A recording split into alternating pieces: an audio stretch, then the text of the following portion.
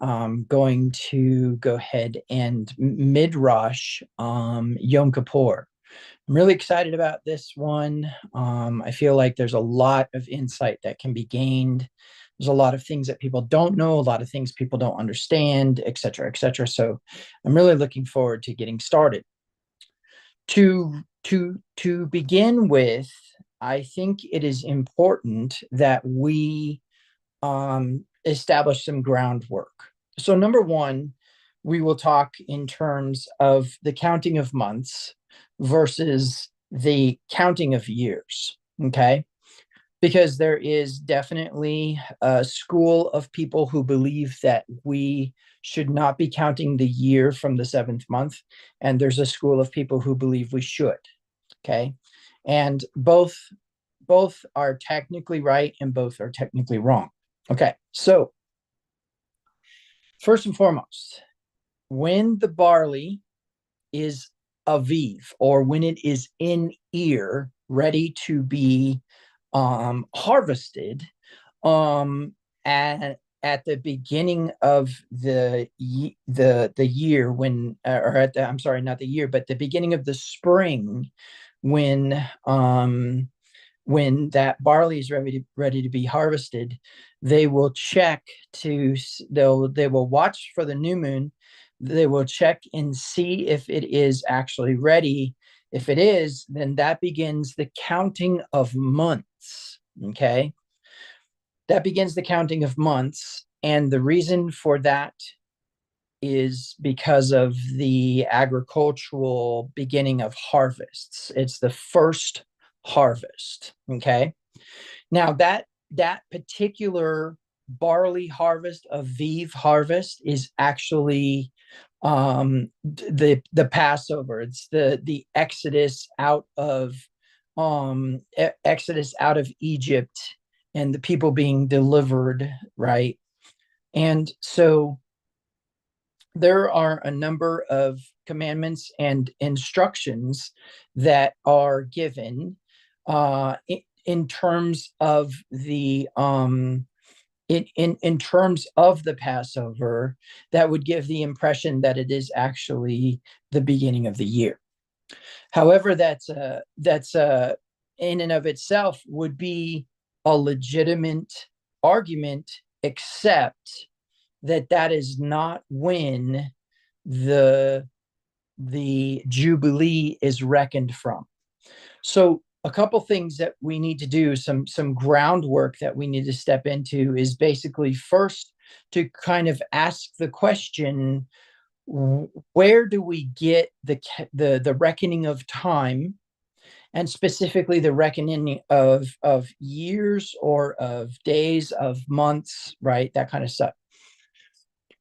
So in Hebrew thought, there's obviously a reckoning of a day from the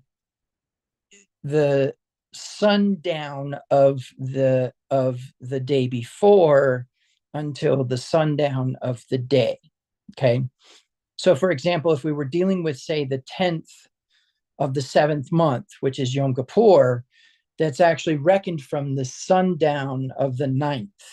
Okay.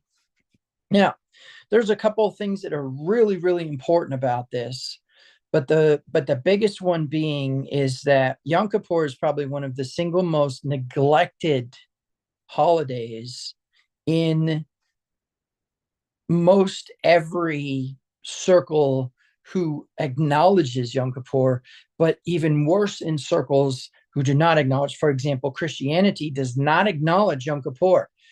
In fact, we have significantly kind of twisted the concept of Yom Kippur into a word that actually doesn't exist. Okay. So we're going to talk about that a little bit today. But it's important that we understand that in that first month, which is called the month of Nisan, but actually is the month of Aviv, the month of the barley harvest, if that barley is not harvestable on the day of the new moon, then they will add an extra month to the calendar. to the year. And then that next new moon will be the counting of the first month. But what's really, really important to know is that that is not how the year itself is reckoned, but instead how the months are reckoned according to the harvests. Okay, so the harvest in the first month, the harvest in the third month, the harvest in the fifth month, the sixth, and then the seventh. Okay. Notice that the second month is skipped. I'm going to explain that a little bit, but basically that has to do with the agricultural system of wheat versus barley. But one of the things that we need to kind of establish is the groundwork for why Yom Kippur is so important. So what we're going to do then is we're going to reverse engineer it. So what I want you to do is I want you to think about the debt that you have in your life, okay? The debt that you have in your life is basically going to be either bills that are unpaid, loans that are unpaid, credit cards that are unpaid, lines of credit that are unpaid, okay? That's debt. Now, in the Torah, that is actually not the legitimate way to think about debt. The reason for that is because when we think about debt as Torah observant Hebrew nomads, debt is about our ability to produce some sort of product. So, for example, if you had a field or a crop and they were producing some sort of fruit, for example, a wheat or a rice or a grain, you would actually take a loan out for the value of the amount of grain that can be produced per year. Okay. Then what happens is, regardless of how close or how far away you are from the year of Jubilee, you don't change the value. Okay, that's the rule. So even if a person takes out a loan for 10 years and you've got 3 years left into the Jubilee, you have to give that loan. Okay, that's just a rule in Torah.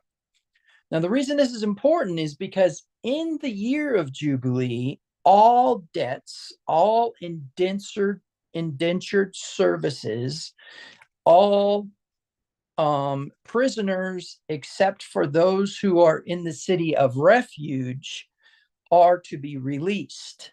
Okay.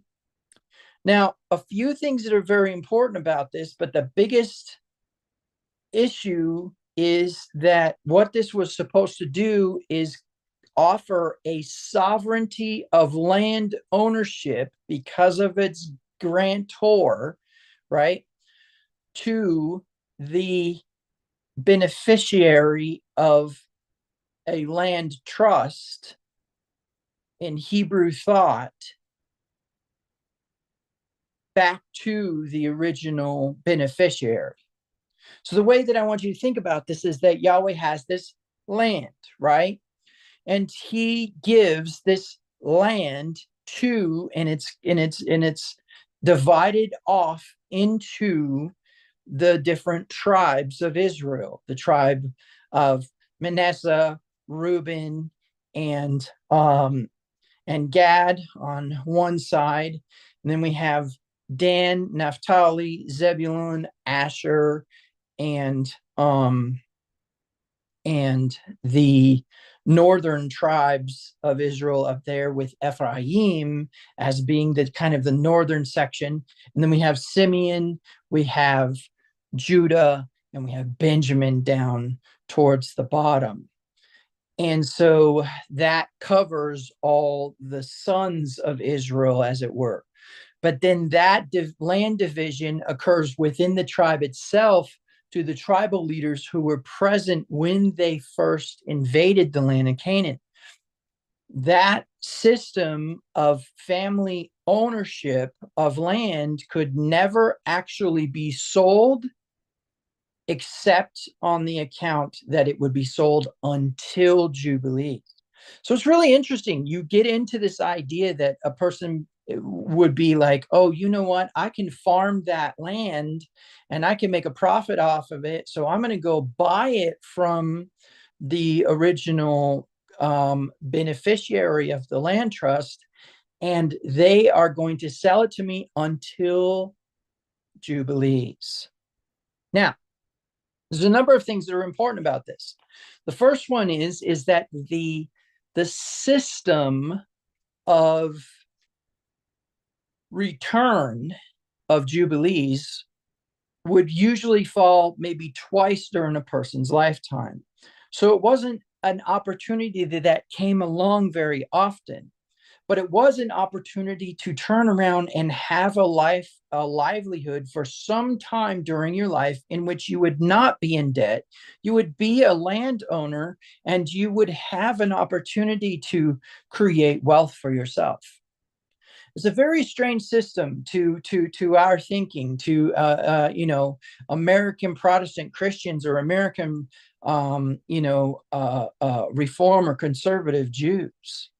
It's a concept that is foreign to our understanding because we think of private property as something that we own and have purchased, and that's just how it is. But truth be told, is in general, even when the mortgage company is done with you, as long as you're paying property taxes, it's not actually sovereignly your land. Whereas in Israel, number one, there is no property tax. Now, when I say Israel, I mean the Torah observant Israel, not the Knesset controlled Israel that we are dealing with today. Okay. So the Torah observant Israel is going to be more like the land of Israel during David's time or during Solomon's time, although Solomon did have a tax. And that's actually another issue that we can discuss because there's actually an instruction in Torah that there's not supposed to be a tax. But having said that, it is very important to reverse engineer the reckoning because then Yom Kippur takes on a very, very new value. Okay. So the deal is for 7 years, you count off years from the first of the seventh month. Okay.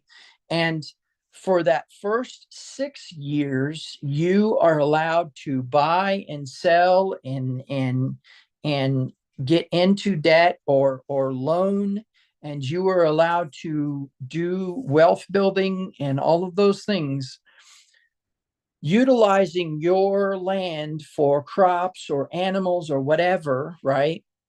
But in the seventh year, you are to rest the land. You are to give the land a Sabbath. Okay. In the sixth year, Yahweh promises a bumper crop. Now, there are three things that are important about this. The first is that we do not know when the Jubilee actually occurs. It is believed that the current system of the Shemitah and the current system of the Jubilees is actually reckoned from when Israel was recognized as a nation that was sovereign as a state. So when Israel was recognized in 1948, that's when we begin to recognize the Jubilee, and therefore the Jubilee would have fallen in 1998.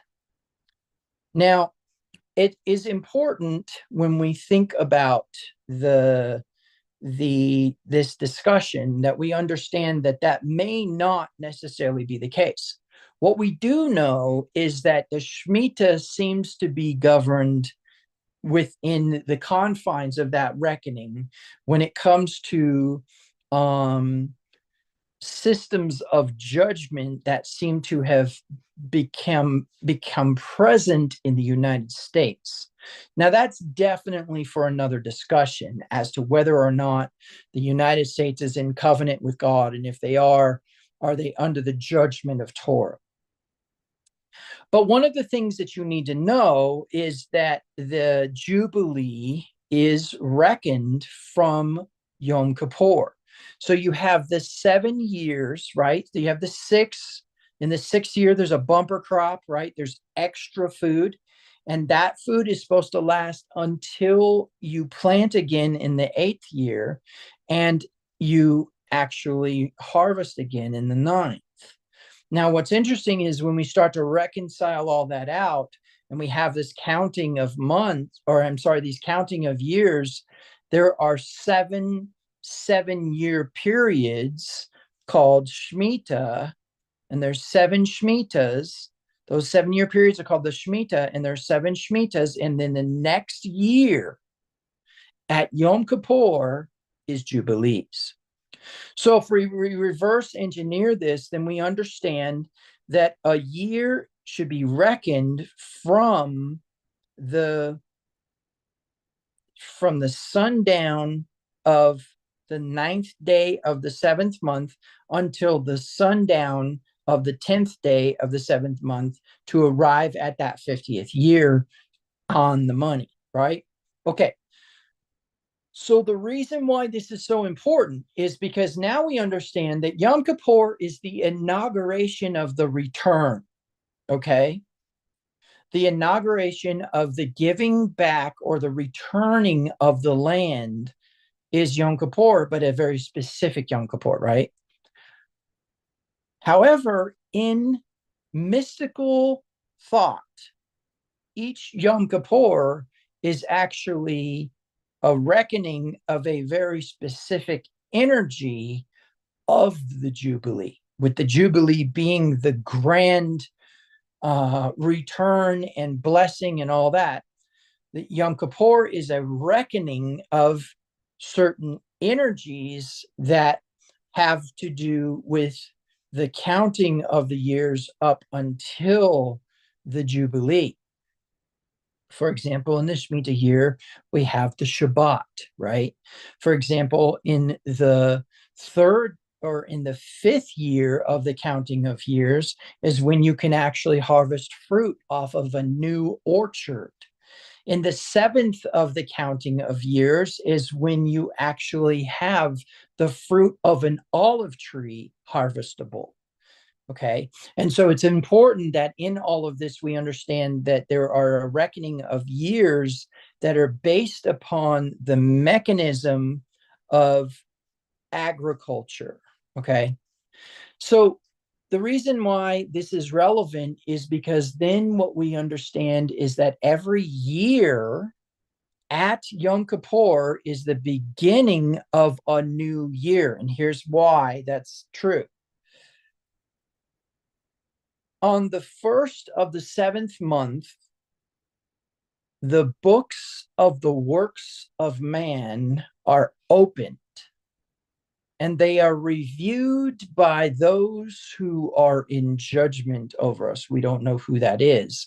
Some people may call it the divine council, which I find somewhat heretical in the sense of what it assigns to those specific entities as being other gods that are kind of under Yahweh. And so there is a concept that the angels actually determine these things, and then Yahweh signs off on them on the day of Yom Kippur. But let's not get too far ahead of ourselves. So within this set of books are all the works that you have performed during the year. Those works will be reconciled as either violations of Torah or guardians of Torah. Okay. So a violation of Torah would be considered sin, and a guarding of Torah or an honoring of Torah, of course, brings the blessings that are appointed in Deuteronomy chapter 28. Well, there's a number of things that we need to get into then, and that is basically number one, where's my proof of that? And all I'm going to say is that there's a reason why Jewish folklore contains information about a judgment that begins on the first of the seventh month that is very similar to the Christian Bible's book of Revelation that mentions books being open and people being judged according to what? Torah. Now, the irony is that here's what the current model is. The current model is that Christianity believes that for whatever reason, right now, they're not judged by Torah. But when all the people, the wicked people who have, quote unquote, been in hell all of this time, are resurrected and brought before the judgment seat, that they're going to be judged according to Torah. But the truth is that model is actually inappropriate, because a true a true theologian or a true true student of ancient Hebrew research would identify that the book of Revelations is actually cyclical, and that that's a mentioning of Yom Kippur. So the sentiment is that it is the Day of Atonement. But truth be told, is it's actually the Day of Judgment. In fact, it is called the Day of the Lord. And what's really important for you to know is that that's not Sunday. Okay? Anno Domini, the year of the Lord, has nothing to do with Yom Kippur.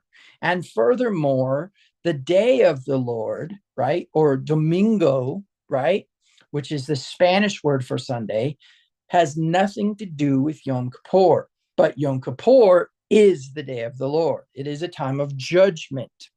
That judgment is based upon the actual writings of Torah and whether those were honored or they were violated. In fact, Paul says that if a Gentile, though not having the law, in Romans chapter 2, verses 14 and 15, I believe it is, might be 13 and 14, he says that one is a law until to themselves, and that they have shown the law to be written upon their heart, their conscience excusing or defending them in the day of judgment. That's Yom Kippur. So to really illustrate the understanding of Yom Kippur, one of the first things that we need to bring forward is the concept of how this judgment works. Well, first of all, Yeshua tells a parable of a Pharisee going into, and I don't know if it was a Pharisee, it might have been a priest, or it might have been somebody of the priesthood. I can't remember at this moment. But a person goes into the synagogue and they pray and they say, God, thank you for not having made me a sinner like this tax collector here, right? Thank you for not making me like this tax collector. And the tax collector goes before God and beats his breast and says, have mercy on me, a sinner. Well, what is a sinner? A sinner is somebody who has violated Torah. Okay. So Yeshua, interestingly enough, was saying that tax collecting is actually a violation of Torah, which maybe our nation's leaders should think about, considering that 9/11 happened on a Shemitah, the 2008 housing crash happened on a Shemitah, etc. Now, having said all that, I think it's also very important to understand that that may not be the only reckoning of time or of judgment that we have in place for our nation. Okay. But we can probably depend on the idea that a lot of things that would be kind of a return on out what we have sown will show up during the fall feasts. Okay.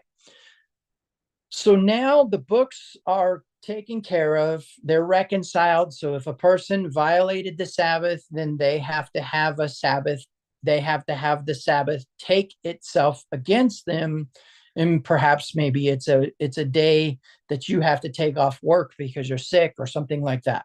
Okay. All of those are recommendations that are then placed before the king, who was in the field before Yom Teruah, now has entered the city during the 10 days of awe, which I'll explain in a minute, and will be arriving at the palace, being shut in. And once he signs off on the judgments, they are sealed for the year to come, which is why we understand that the actual reckoning of a year is when he seals that book. Okay. Now, there are a few things that are important about that. That doesn't jive with the type of year that we think about as people in Protestant Christian America. In fact, the actual time that we have reckoned is, of course, the Gregorian calendar, originally the Julian calendar, and is a solar calendar. It is based upon a solar division of days into a 12-month system that actually has a 13th month built into it. Did you know that women actually have 13 menstrual periods per year? That there's a turning over of the moon 13 times a year. So contextually, if we were to actually honor the system, we would come out of sync with the solar cycle itself and eventually start to have the harvest fall into, say, the fall, and the planting fall right in the middle of winter. And so a reconciliation of that is the barley being Aviv and the new moon being reckoned from that time. In other words, one of the things that Yahweh was giving in his instruction for the month was, here's where the moon starts. This is the beginning, or this is the Rosh Chodesh. This is the start of months, or what we call the Rishon. Now, there's some intriguing things about that word Rishon, and it's where we get Bereshith, which is actually the first word in the Hebrew in Genesis chapter 1, verse 1. In the beginning, Rishon. The reason I bring this up is because I want you to understand the seriousness of making sure that you arrive at the time when the king is in the palace, having reconciled the books in your heart.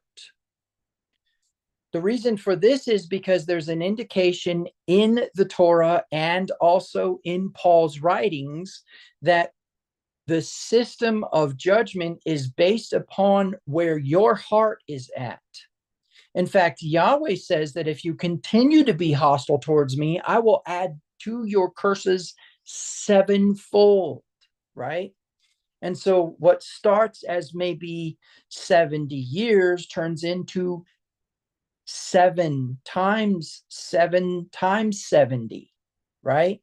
Or 70 times 7, which is where we get the Daniel prophecies of the Messiah, a 490-year period. However, that's for another story, but the premise is that depending on how you bring your heart before Yom Kippur is actually what is going to turn into whether it is going to be a blessing, a judgment, or a temptation. And the reason for that is that within the context of ancient Hebrew thought, the only way that somebody could be considered to have returned to the table of fellowship is if they were tested first. And that test had to fall within the confines of their original violation. So think about this. You have a clan member who, let's say the clan leader has a rule that you are not allowed to sell any of the camels, okay? But one of the clan members is out and about and somebody makes them an offer they can't refuse. And so they sell the camel, but then they come back and they say, hey, you know what?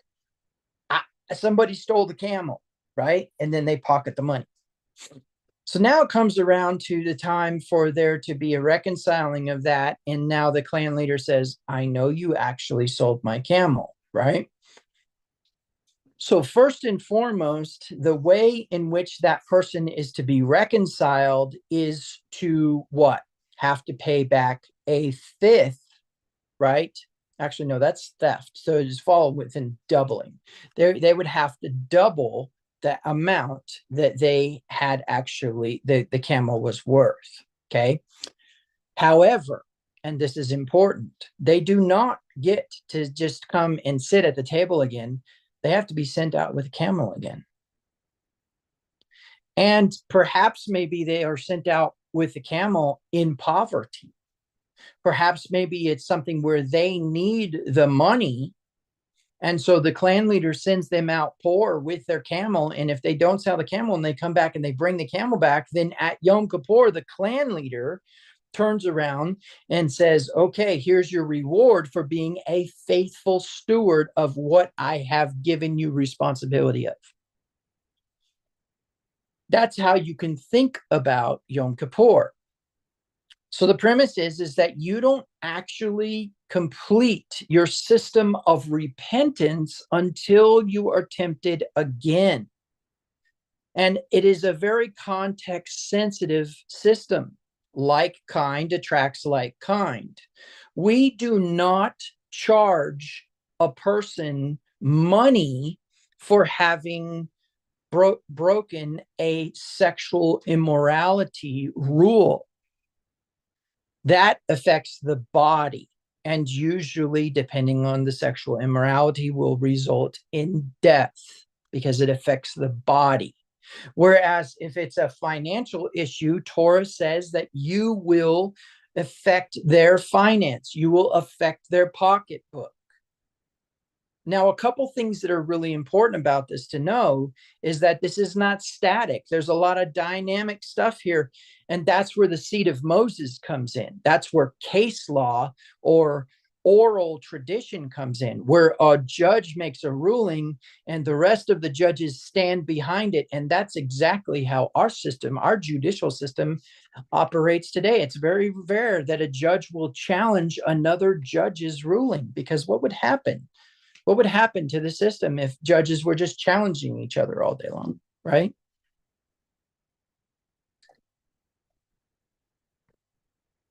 That's why we have quote unquote landmark cases, because once a judge makes a ruling, all the other judges will follow right behind them. Okay, so in terms of the 10 days of awe, starting from the first of the seventh month to the 10th of the seventh month, actually the ninth at sundown, and actually going to be the first visible crescent of the seventh moon, there is a reconciliation of the counting of the Shemitah, but then on Yom Kippur is the reconciliation of the counting of the Yovel, of the Jubilee. Within that, there is a miniature system of justice outside of the Jubilee being activated within Yom Kippur. So the concept is that there is a return on your sowing and a reconciliation of that at Yom Kippur. Now, if we were to factor in the Christian doctrine of salvation, this would have nothing to do with salvation.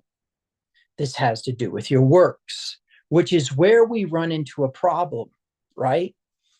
If this entire system of Yom Kippur is based upon the mercy of the king, the guilt of the sinner, and the return on investment of the sinner, in other words, reaping what you've sown, eye for an eye, tooth for a tooth,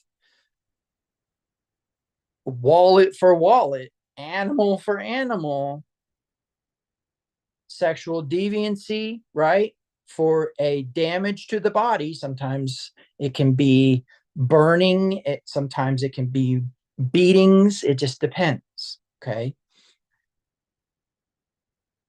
We understand then that this cannot have something to do with your positioning within the kingdom of heaven, which is imperative that we say, he made him who knew no sin to become sin for us, that we might become the righteousness of God.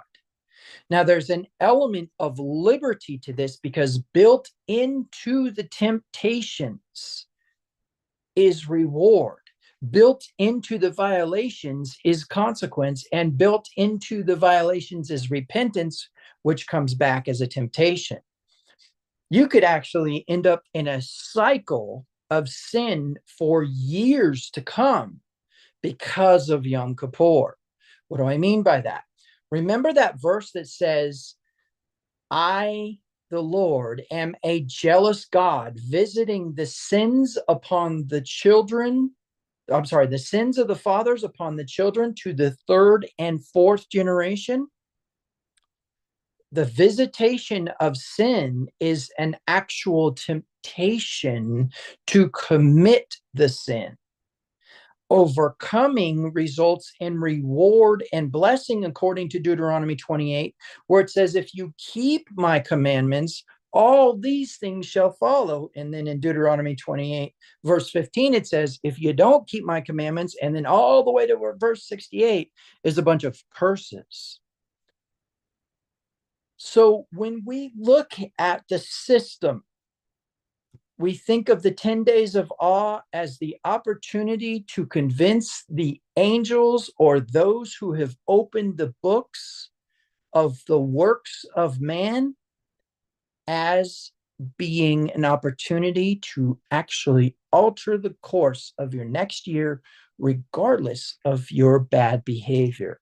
What an amazing and merciful Elohim we serve, right? In the sense that what we're really doing is we are working towards blessing through failure. That's amazing. Here's what I want you to think about. A king is sovereign. He doesn't have to grant mercy, but he can. Now, here's the intrigue. The only reason that Yom Kippur exists is because guilt exists. If he made him who knew no sin to become sin for us, that we might become the righteousness of God, here's what I want you to think about. What actually is true about that? You can neither merit it nor can you take away from it. You can't do something to make that true. But what you can do is you can reap the benefits of failure because of mercy. If you come into the 10 days of awe with an action of repentance, but not how a Christian thinks of repentance, where you just say, I'm sorry, and that's it. No, Paul said you would reap what you sow. However, because of mercy, that reaping becomes a temptation to overcome, so that you can what? You can create a reparation, or you can create a repair of the breach, or what we call a tikkun. You can actually fix what you damaged with your failures. So this is really powerful. You can actually move into blessing through failure as a result of how you approach Yom Kippur. So let's talk a minute about this. If it doesn't have to do with salvation, I'm going to go ahead and I'm going to say that we probably need to rethink atonement. Okay. So before I do that, I want to double check and see whether or not we have any questions in the Midrash channel on Slack from any of our congregation members, and check and see on YouTube if we have any questions in the chat. If you do have any questions, please put them in the chat on YouTube, and we'll be sure to answer them. I think there is one question so far. Give me a second. Um, we haven't talked about it yet, but the question is, what does it mean to deny yourself? And does that mean we need to fast? Okay. So yeah, we will go ahead and we'll cover that when we jump into the Leviticus part. Wanted to kind of reverse engineer the Jubilee and Shemitah and the reconciling from the day that the books are sealed as being the true actual counting of a year, as in a 365 day cycle. Okay.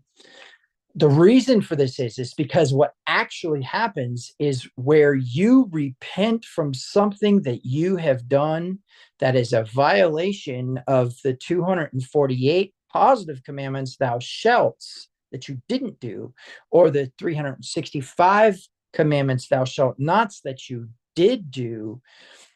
You turn around and say, have mercy on me, a sinner, right? Now it's reconciled as a temptation, but it will be scheduled for that moon. It will be scheduled for that month, and it'll be scheduled for that day count, not necessarily the exact day, because we start to get into that. We start thinking about pagan calendar, or what we would call the Gregorian calendar, right? Where we're reconciling the days of the year from January 1st and arriving at what we're arriving at. And of course, anybody who has done their research like me will know that Janus, or January, is a god of the past and the future. And on January 1st is actually his day of worship. And what you have to do is you have to basically resolve the past and the future, in the sense of that you would come up with a resolution, and he would bless or enable that resolution, which, needless to say, according to Deuteronomy 32, that's a demon that you're actually worshiping by having a New Year's resolution in January. Not the year that we want to be working with, right? We want to work with what Yahweh gave as an instruction in the Bible that you have in front of you. This isn't even extra biblical stuff. This isn't even Talmud, right? This is information right in front of you, whether it be in the book of Revelation, the book of Deuteronomy, or the book of Leviticus, or any of the times in between where the day of the Lord is mentioned, like in Joel, where all who call upon the name of the Lord will be saved. Intrigue. So when we are working with a model of merit, we are not working with the system of imputation that Yeshua offers through he made him who knew no sin to become sin for us, that we might become the righteousness of God. But we are working with our behavior and correction. And one of the things that's important within that is to accept that if you do not repent, if you just, for whatever reason, decide that you are not guilty, and you're going to stand against the king and say, nope, that's not me, right? Remember, your conscience is going to accuse you. Your soul is going to stand up within the court of God and say, he's guilty, right? Or it's going to defend you and say, that's a false accusation. He actually didn't do that. Or better yet, yep, he did that, but he did repent. He beat his breast during the 10 days of awe. And now we have arrived at the ceiling, and that is not going to be the judgment. So the angels are like, he owes us a Sabbath. And then Yahweh looks and says, yes, but he beat his breast here. He's truly repentant. So we will tempt him on that same Sabbath again. And if he overcomes it, what great reward we have planned for him. So all the books of the works are opened and they're reviewed. And as we look, as the angels look through them and determine that somebody has been obedient, what is appointed for them? Some 30, 60, 100-fold. You see, that's what Yeshua was actually talking about when he was talking about reaping and sowing. And so what's important is that when we look at the system, it's actually a bit flawed from what us humans understand. How so? You drop a peach pit in the ground, right? Which would be your sowing, right? And a tree grows. Now, let's say that that sowing was sin. You actually, according to Torah, that is actually a system of mercy, only have to have one peach. You only have to eat that one peach off the tree. The rest goes on to Yeshua's back. Okay? But if it's an obedience that you've sowed, you know what? I'm not going to steal that thing. I'm not going to falsify my business information. I'm not going to desire that man's wife. Then guess what? Now you get the whole tree. Because he made him who knew no sin to become sin for us, that we might become the righteousness of God. Righteousness is an equal distribution of wealth, and you have to have wealth to distribute wealth. And the blessing, because of the overcoming, comes as an abundance that you now can consume yourself and offer the access to the poor. So now you have overcome sexual immorality. Now your body is in a state of health, which now you can grant as an energy of healing to others. You see the mechanism, you see the power here, you see the understanding that is being reconciled. So the system is designed around mercy, not harshness, which is another reason why I challenge any Christian to go before God and actually pray and ask him, instead of just assuming and believing and demanding a reconciliation of hell. Truly go before him and ask him. Ask him if it exists. Because what you're going to find is that your brain is not going to let you not believe it. You're going to find that it is stuck there, regardless of what your soul actually tells you. Okay, so now there is a reason why I wanted to reverse engineer it that way first, and that's because I wanted to show you the seriousness of Yom Kippur itself. What we'll do now is we'll get into Leviticus chapter 23 and take a look at the commandments concerning Yom Kippur.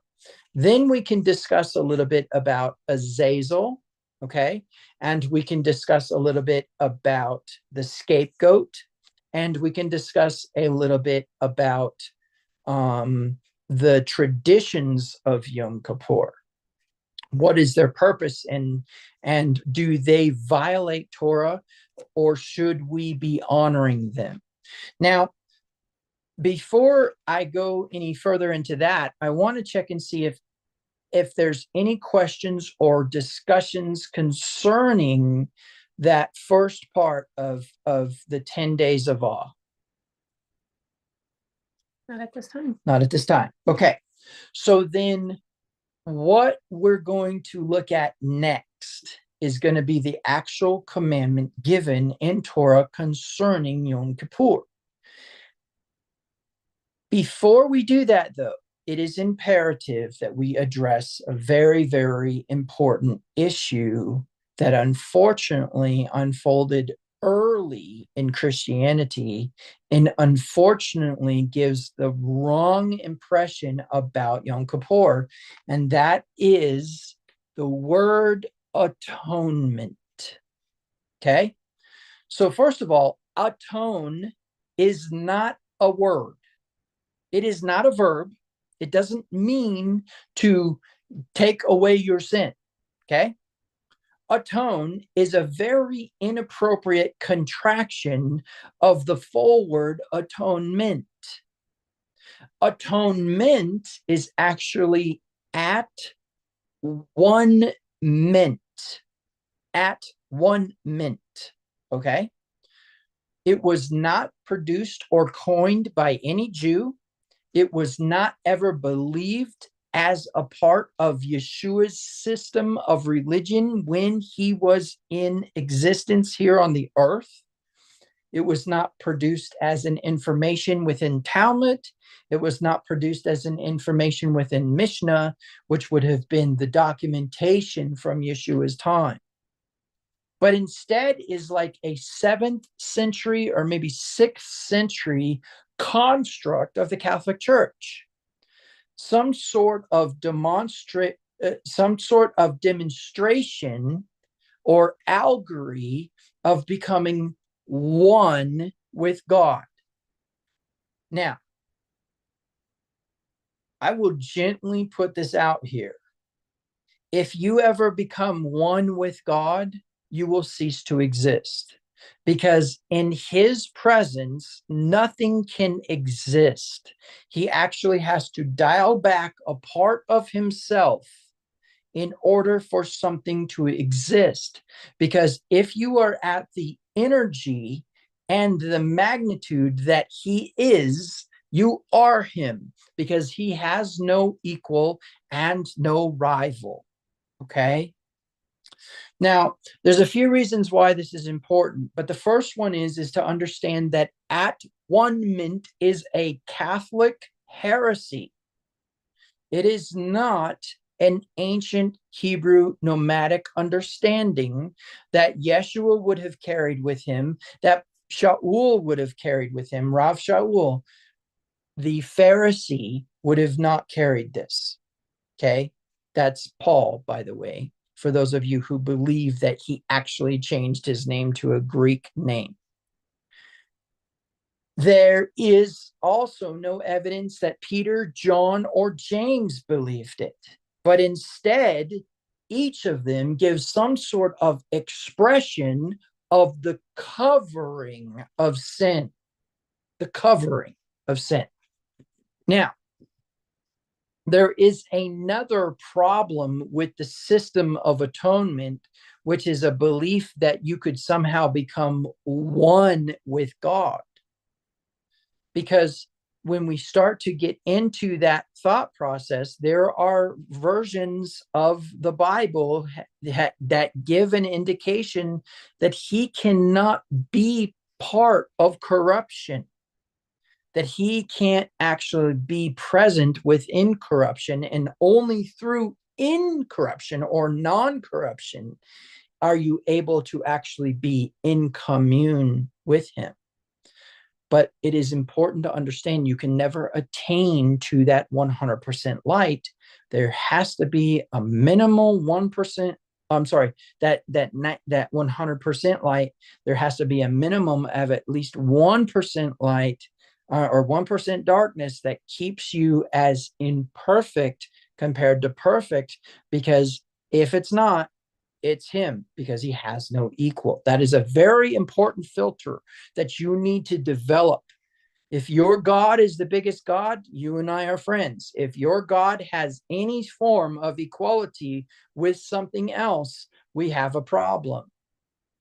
Now, I know that kind of flies in the face of Philippians, right? Chapter 2, where it says that Yeshua did not consider it robbery to be equal with God, but that's a very different reference that we would get into, which we're not going to do today. So at 1 mint or atonement is a heresy compared to the actual truth of what Yom Kippur is. So in that, now we understand that covering now needs to take upon our hearts a very different understanding. We need to take upon our hearts a very different understanding of the word covering. In fact, Yom Kippurim is the day of coverings.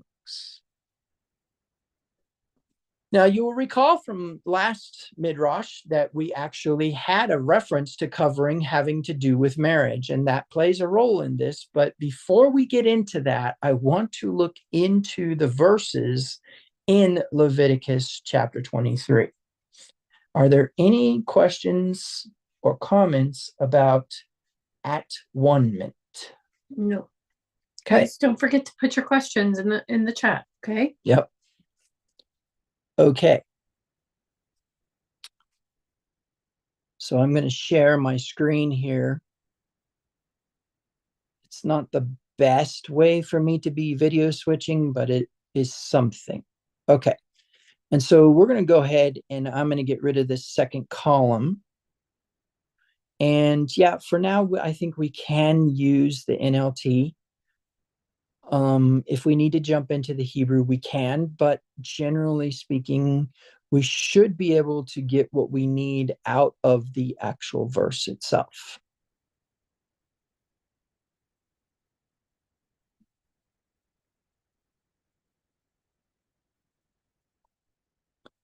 Then, and I see here, this is what I'm talking about right here. The New Living Translation of the Bible puts this as the day of at one mint. That word does not exist, and the verb atone does not exist. In fact, you can't actually, if you start to think about it, you cannot actually really define atone. Atone is not a definable word. And one of the reasons you can is because it doesn't exist. People can try to. They say, oh, well, it's kind of like a reconciliation of Christ in us, or it's kind of a reconciliation between us and God. No, actually, no, that's definitely not what actually is going on here. Okay, so here we go. Be careful to celebrate the Day of Atonement on the 10th day of that same month. 9 days after the Festival of Trumpets, you must observe it as an official day for Holy Assembly, a day to deny yourselves and present special gifts to Yahweh. No work during that entire day because it is the Day of Atonement, when offerings of purification are made for you, making you right with your God.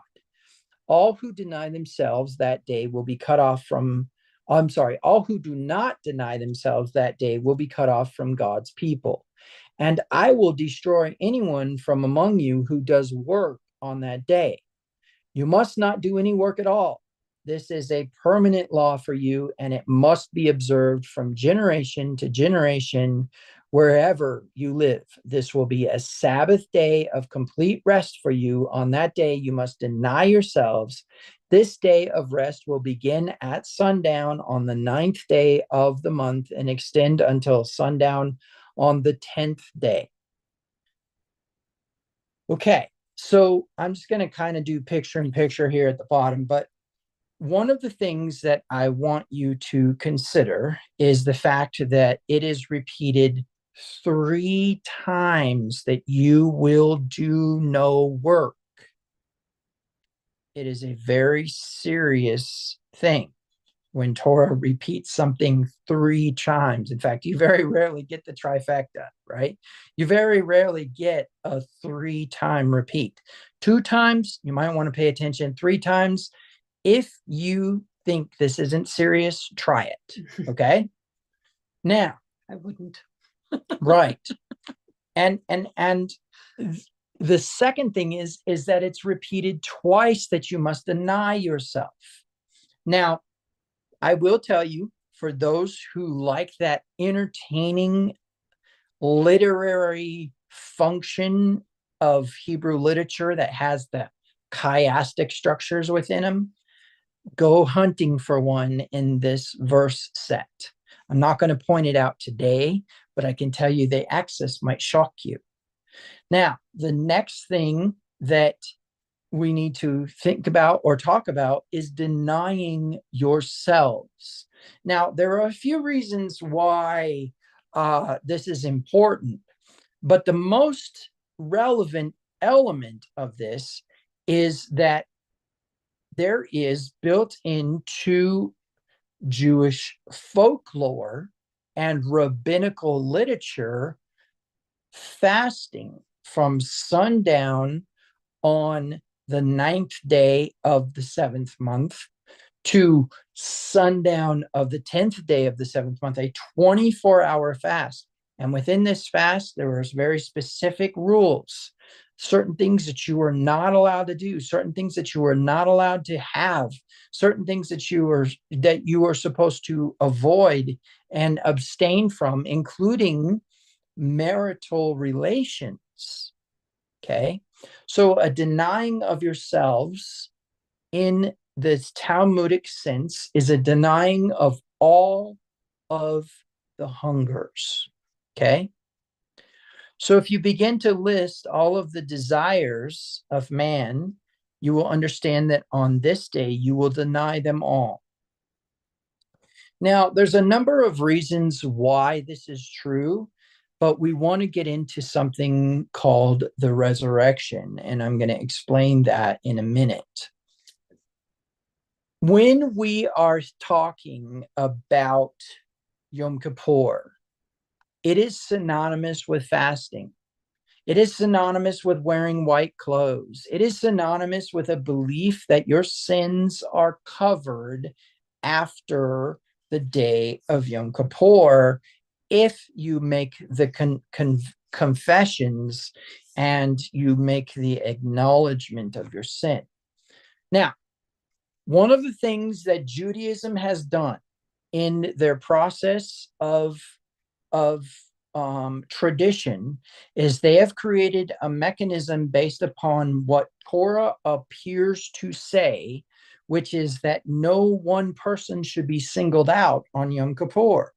It actually says in Leviticus, I believe it's chapter 5, that it is actually a community event. And it is based upon the violations of the entire community as a whole. So what Yom Kippur has done is created go ahead. Which would be why the priest has to, quote unquote, atone for his sins before he would atone for the community sins. Okay.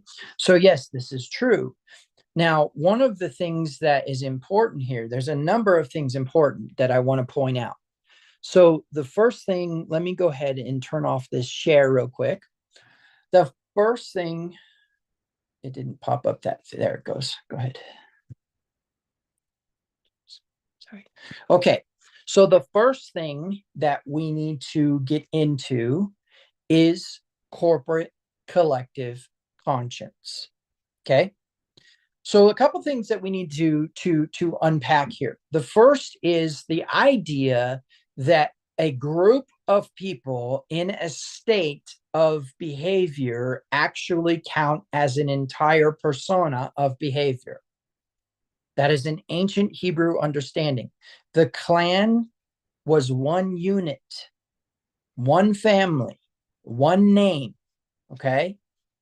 Now, another very important thing built into that idea is that of a bride, a persona that is actually female and therefore is a vessel of reception.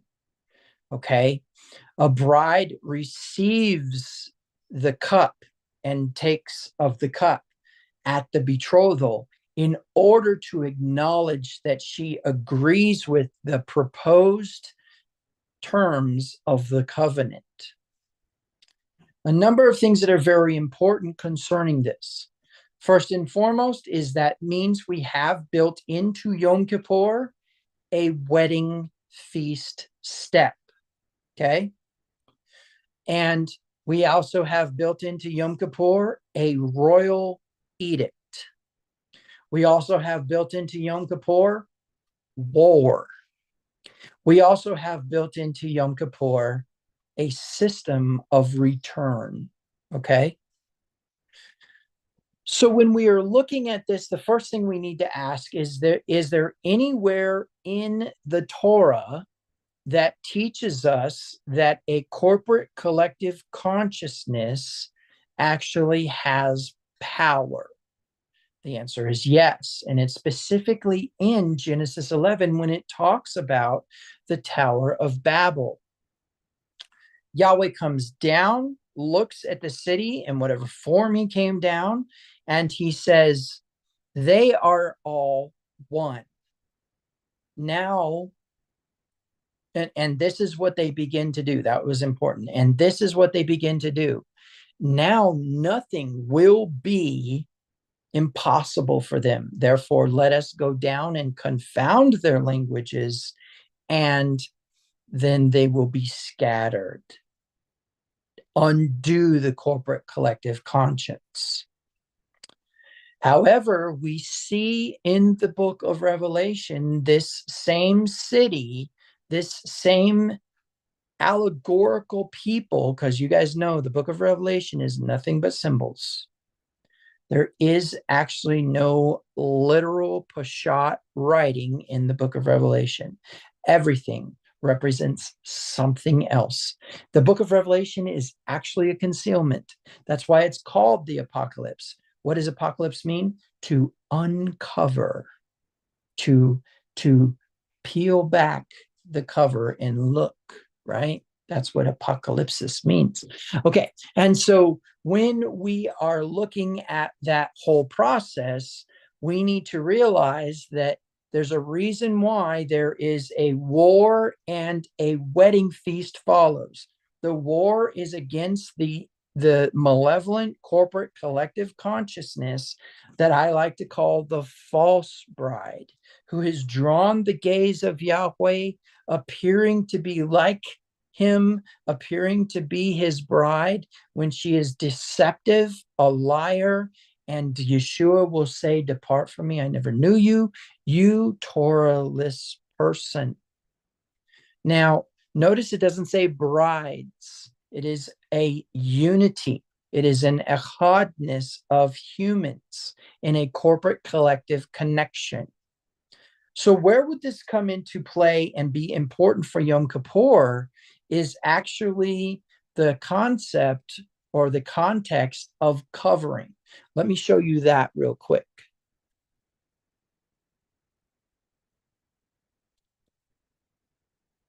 So in this commandment concerning the Day of Atonement, on the 20 in verse 27, it says, be careful to celebrate the Day of Atonement. Let's go into the interlinear and let's take a look at the Hebrew here.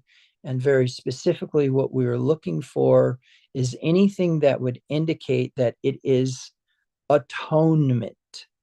So really, actually, this is it right here. And that is Yom HaKippurim. Yom HaKippurim, which is what?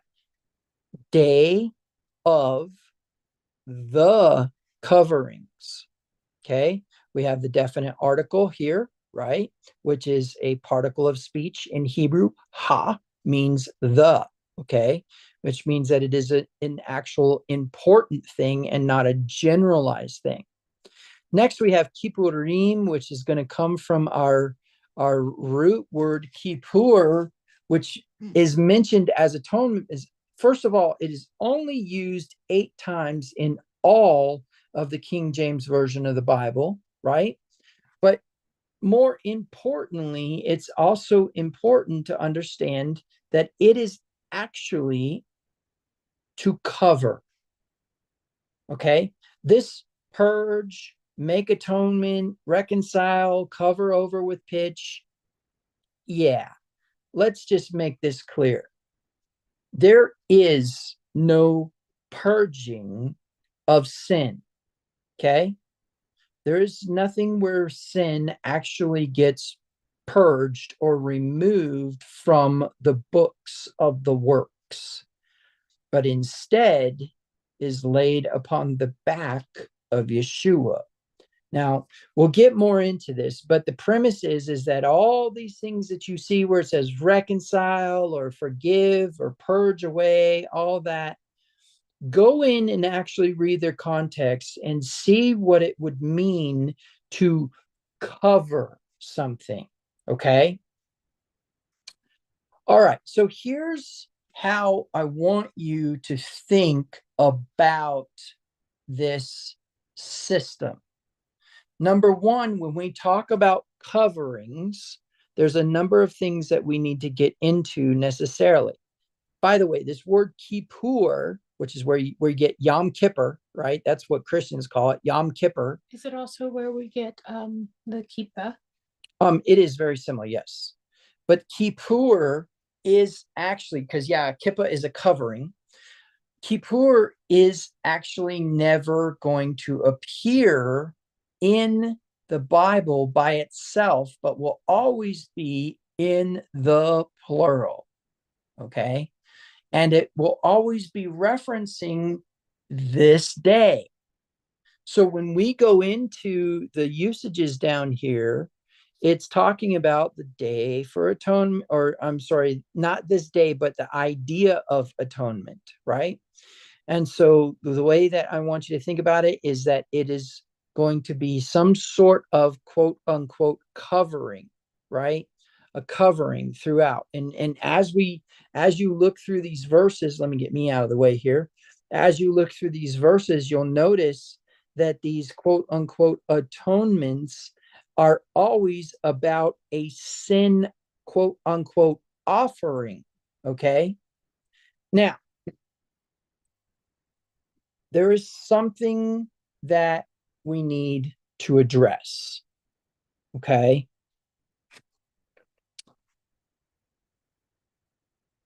And here it is. When you think about sacrifice or offering, those words in and of themselves were created as a system to tweak your mind to think a certain way in order for you to be obedient to a system that from the beginning has been about control. So let me explain it this way. From the beginning of time, human beings at large have believed that to satisfy the gods, there must be a shedding of blood. But truth be told is that the shedding of blood never actually was the issue. When Yahweh gave instructions about what to do with blood and how to deal with the slaughtering of an animal and how to cook that animal and what parts to remove from that animal, he was giving instruction that would protect your health. Nothing more. But why was that so important? Because the people of Israel were agricultural, pastoral peoples. They were nomadic and they had a system of livelihood based upon an edible and or a animal that was able to bear a burden or was able to provide wool. Okay. So we're dealing with milk, we're dealing with meat, we're dealing with wool, we're dealing with hide, we're dealing with ivory, we're dealing, or not ivory, but we're dealing with the horns, we're dealing with collagen, we're dealing with marrow, we're dealing with a number of things that were part of the livelihood of the sons of Israel. Let me illustrate this for you. Down to the glue of how to put the tent together. Correct. Yes, bone glue. Yep. Mm-hmm. Yeah, which was actually a metaphor for the mother. Yes. Right. Okay. So when we are working with this model of sacrifice, we need to adjust our paradigm. When the Israelites are in the wilderness of Zin, Zin, but in the Hebrew spelled Tzin, Zin, they are actually groaning against God that they have nothing to eat. And yet they came out of Egypt, more wealthy than when they were in Egypt a month earlier. And the amount of cattle, sheep, oxen that came out of the land of Egypt. Think about this. There were upwards of 610,000 men over the age of 20 numbered at Mount Sinai, prepared for war to go into the promised land before the 40 years of wilderness. If even one of those individuals owned more than one piece of livestock, we're looking at upwards in the millions of cattle, sheep, oxen. Meaning what? They had meat to eat. Now, some people say, oh, well, but you are actually, that's just proof that they're vegetarians. No, their God commanded them to have a barbecue with him when they sin. In other words, when you fail, I want you to come to me. I want you to let me know you failed, and I want you to eat with me. Because I want to show you that not only am I merciful, but you are still in my favor. But only if you're willing to come to the table. Goodness gracious, how hard that is. You're not kidding. Right? Right. Hey, Dad, just so you know, I failed. Here, Yeah. let's sit down and Sold your together. camel to one of the merchants. Lied to you about it.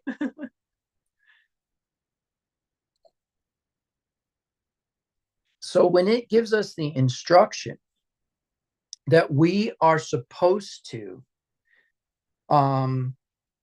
make a sacrifice of atonement or offering on that day, something very interesting comes out. And that is, if you are supposed to deny yourself on that day, then it is important for you to understand that that's the type of meal you need to have when you break the fast.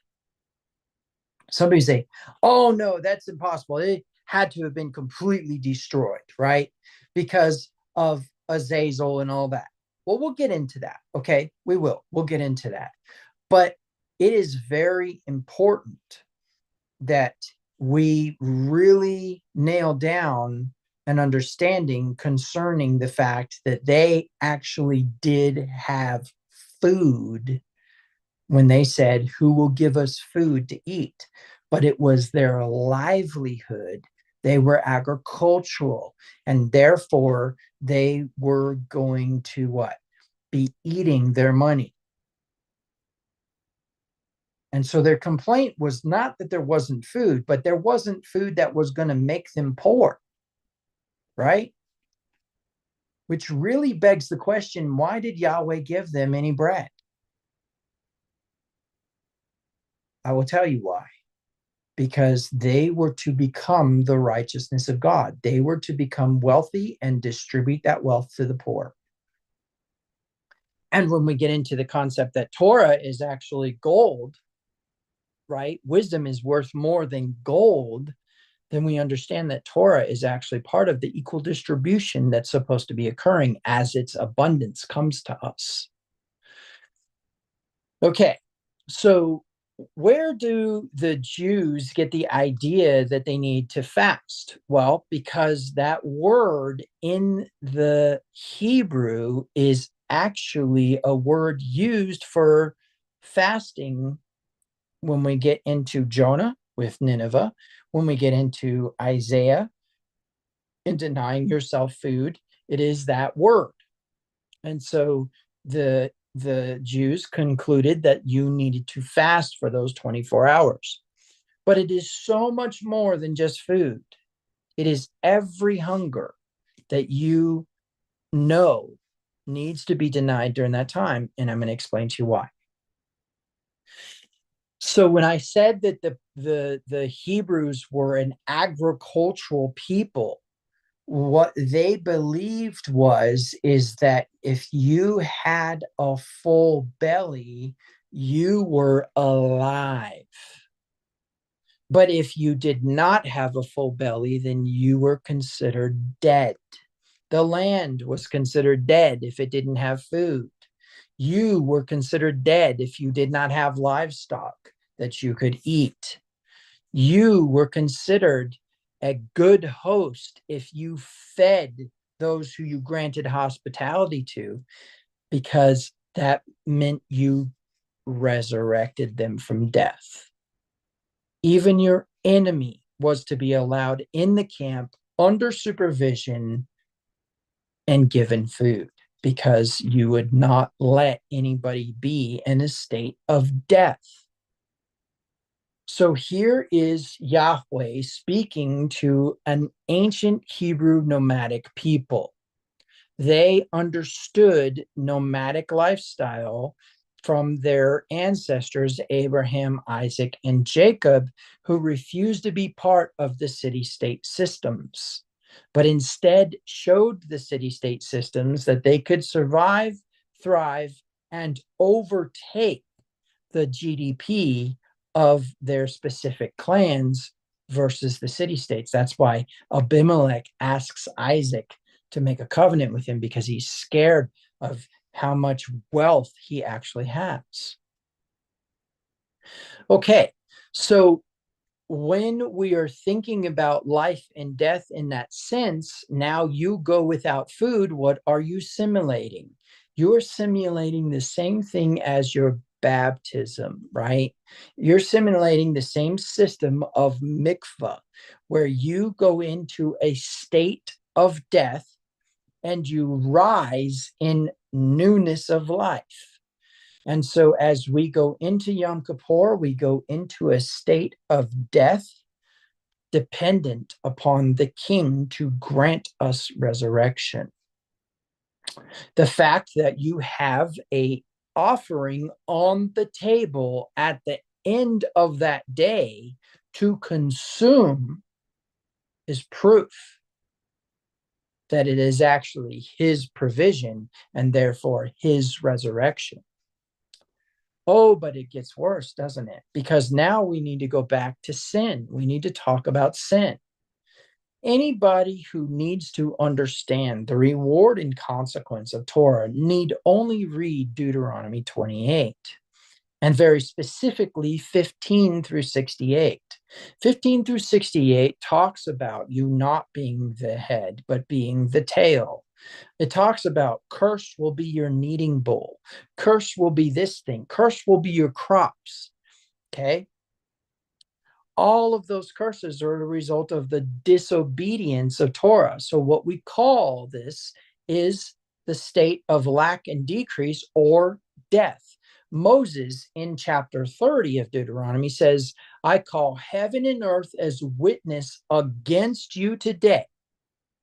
In other words, all that has been created is bearing witness that I have given you today instruction for life or death, for blessing or curse. Choose life that you might live. Okay. Now, that is important because now we understand that Torah is that which brings life. Even Paul said, when I do the things that I do not want to do, it is proof that I have sin within me, right? But here's the part that's crazy. Then he goes on to say, but if that's true, then is that which was supposed to bring life, has it brought death? Certainly not. But sin, on the account of sin, is exposed by the law and brings death within me. Meaning what? Torah exposes the heart, right? But he says there is that which was supposed to bring life, not everlasting life, like the Christian doctrine claims that somehow everlasting life is that you'll live forever, when truth be told is they teach that even sinners live forever, that they go to hell and have eternal conscious punishment forever. One of the worst accusations they've never ever made of Yahweh. But I digress. What's important here is to understand that a full belly is life, an empty belly is death. So the wages of sin is an empty belly. Now, people ask, well, does that mean that if you violate Torah, that God is going to send sickness and all of these other things upon you? No. In fact, it says in a certain place that it's not him doing it. All that's happened is he pulled the protection away. The protection that we were dependent upon that would keep the nations from attacking our land, he pulled away and just let them attack us. And so off we went to Babylon. The reason this is important is because when we talk about the Hebrews being an agricultural people, a pastoral people, we understand that they believed that if they did not have food to eat, that they were dead. And that if they, and it was legit because you starved to death in the desert. But if they did have food to eat, then they were alive. Behold, I set before you hunger and satiety. Choose satiety that you might be satisfied. That's what Moses is saying to these people, speaking in an idiomatic language. And so, from that perspective, as we don't eat and step into a state of death, we are acknowledging that that is actually what we deserve, and then we wait for the mercy. Just like the crazy symbology behind covering the matzah or covering the challah. Why do we cover the challah again? Remember this from last time? We cover the challah to what? Not embarrass it while we take the Kiddush cup, right? We take the Kiddush cup and we then what? Then we take the bread. We uncover the bread. Why? Because we want to treat the bread as if it's equal with the wine. What kind of ridiculous mess are you talking about, dude? I'm talking about how we are supposed to treat our fellow man. And if we can't do it with a loaf of bread, we're never going to do it with a man. We're never going to do it with a human. And so what do? We symbolically die on Yom Kippur in order to be resurrected. So what's interesting about this is where we get into the context of the ratification of covenant. One of the mistakes that human beings who study an English Bible make is having a lack of understanding of the historical context of the ancient Hebrew nomadic lifestyle. I will repeat that over and over and over for the rest of my life until I see a change, because truth be told is that they are trying to reconcile their modern thinking to an ancient tradition and people. And that ancient tradition and people has a context of why they do the things they do. For example, if I go to war and I best an opponent in war, he becomes indentured to me, indebted to me for the preservation of his life, because I should cut off his head. And as a result, he has a life debt. Meaning what? Meaning that from that point forward, he has to demonstrate gratitude to me for preserving his life. That is a concept foreign to most, because Most people think that if you go to war, the first thing you're going to do is just cut off the head of your opponent, right? But truth be told, as even Musashi said, that if Miyamoto Musashi, by the way, was a warrior, a samurai during the time of the samurai, had his own school and had his own philosophies and trainings, and served the emperor personally. But in his process, he says, if I kill a man and cut off his head, then I have won. And what good is that? But if I preserve a man's life, if I preserve my enemy's life and I don't cut off his head, then now I have saved a husband, a father, and an ally. Because I saved his life, now he owes me his life. And therefore, if he owes me his life, he will serve me in battle. He will be my ally in battle. So the ancient Hebrew nomadic thought process was that if you had to kill somebody, then you were taking away the entire system of livelihood of that family. But if you did not kill that person, then they were indebted to you for the preservation of life. Paul mentions this in Romans chapter 6 when he talks about us being slaves to righteousness because we were slaves to sin and were saved from it through Christ. So now we're slaves to righteousness, which consequently, may God strike me with it, may I never recover. Righteousness is an equal distribution of abundance. Okay. And so, in principle, we are now slaves to abundance. What a horrible thing. But when you think about an ancient Hebrew philosophy that if I can beat you in battle, then you're indebted to me, many nations would come to that greater nation and ask for covenant. Covenant was interesting because, unlike contract, where a breach creates an annulment, right? Party in the first part, party in the second part, party in the first part violates the contract. Party in the second part is what? Released from the contract. Party in the second part violates the contract. Party in the first part is released from the contract. Consideration is not given, service nor product is given. Contract is annulled. But in covenant, each party is held to the standard of their part of the covenant, regardless of what the other person does.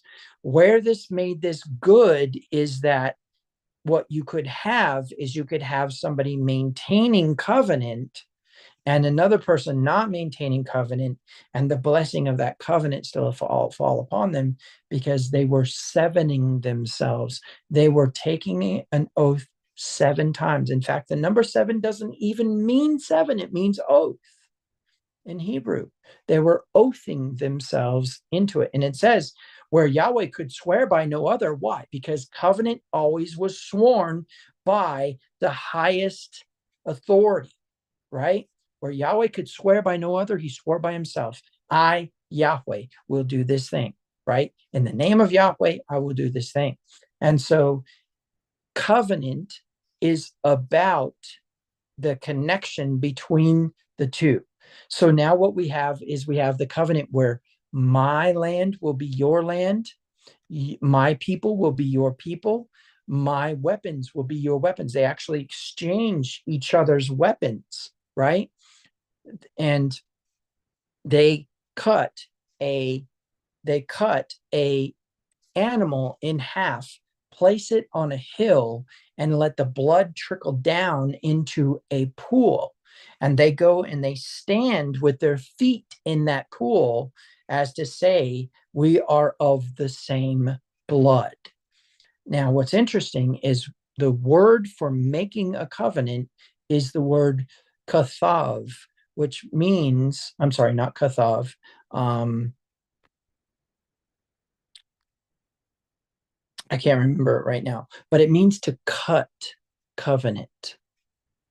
It means to cut. Why? Because they would cut that animal in half, and the two would go down in between the animal and stand in that pool of blood, and then swear that if one or the other does not honor the terms of the covenant, let this, what happened to this animal, happen to them. May they be split in two.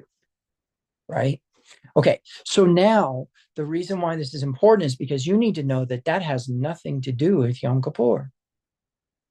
Why? Because the covenant that actually is the covenant of Torah that has to do with Yom Kippur is a marriage covenant, which is a very, very different thing. And it goes back to the garden, and we are dangerously in error of what we understand about the garden. But one of the things we definitely need to understand about the garden is that Adam was given an Ezer Kenegdo. And it is important to understand what that Ezer does and what their process is. Every reference to the word Ezer outside of that one word set in the Hebrew is a reference to Yahweh helping his people, protecting his people, providing for his people, keeping his people safe and happy and content and whatever. And so what you need to understand is the Ezer, the wife, is actually the protector, the provider to the to Adam, to the Adam. So marriage covenant is about that system. How do we know this is true? Because in Jeremiah chapter 31, it speaks of a new covenant.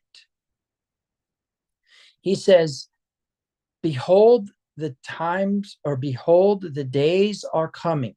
And by the way, whenever you see a reference to the days, it's usually the fall feasts. But that's another story too.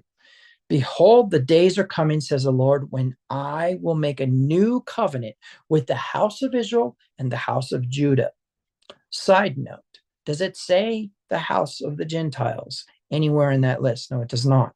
You have to become an adopted citizen of the whole house of Jacob, either of Judah or of Israel, in order to benefit from this new covenant that he will be making with these houses. House of Israel and house of Judah. You have something to say? No. Okay. So house of Israel, house of Judah. This is the covenant I will make with the house of Israel. I will write my Torah upon their hearts. Remember Paul in Romans chapter 2. If a Gentile, though not having the law, does the things of the law, they show the law written upon their heart, their conscience accusing or defending them on the day of Yom Kippur, on the day of judgment. Okay? Now, where this becomes relevant is when we understand then that the covenant spoken of in Jeremiah is one of what? Not like the covenant I made with them with your fathers when I brought them out of the land of Egypt, although I was a husband to them. So the new covenant will be a new marriage covenant. And we see that, right? In the book of Revelation, we see that in husbands, love your wives as Christ loved the church and gave himself for it, right? We see that as the head of every man is Christ, but the head of every woman is man. We see that. We see that at the top of the set is the eternal husband, the creator God, right? And the bride being this vessel of reception who is able then to produce life, right? Remember, life is a full belly. Remember that we are fasting at Yom Kippur in order to die, in order to be resurrected by him. And proof of that is in the provision of the food that we're going to eat when the sun sets. But the covering part is the part that's missed. The covering part is the part where it says, you know what?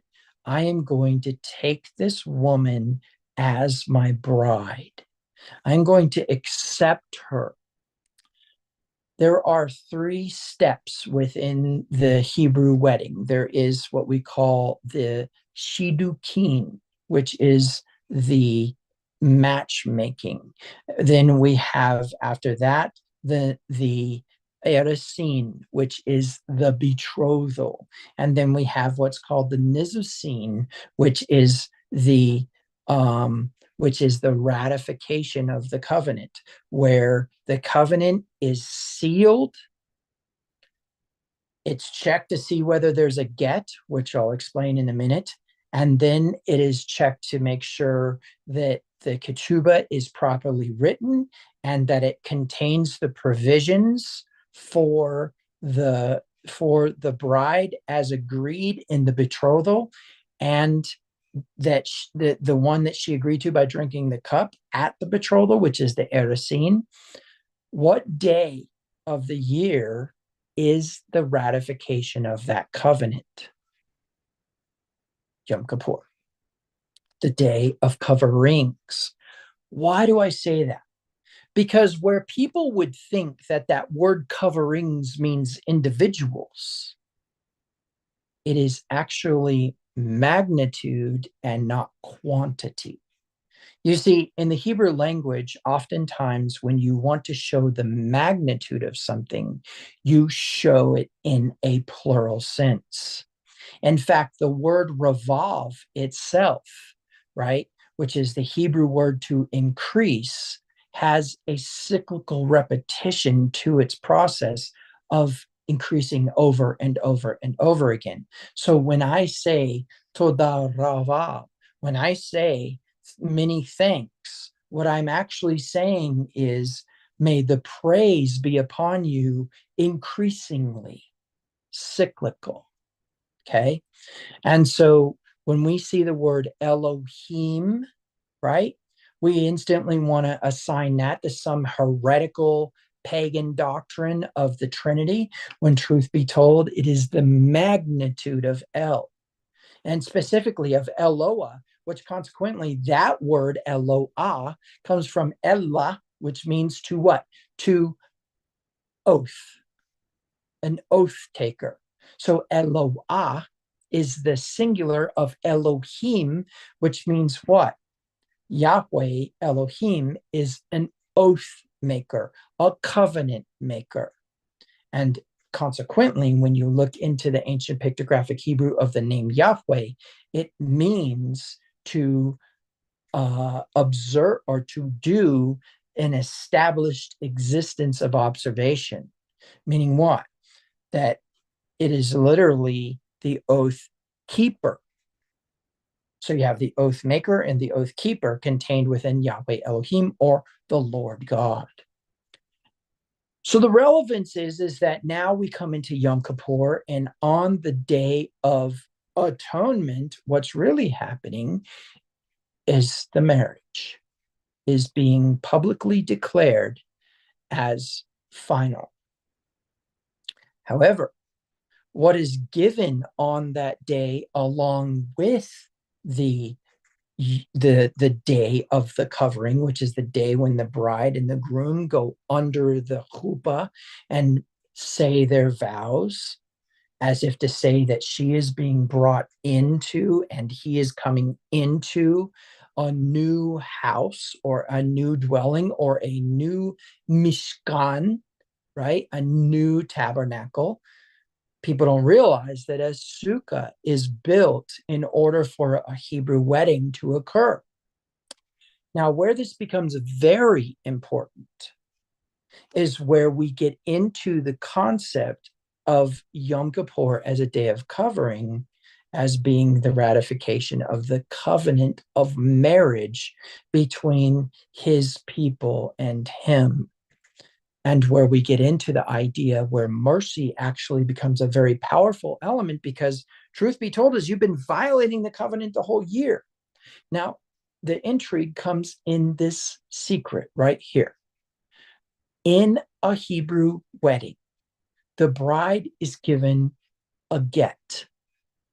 A get is a document that is sealed.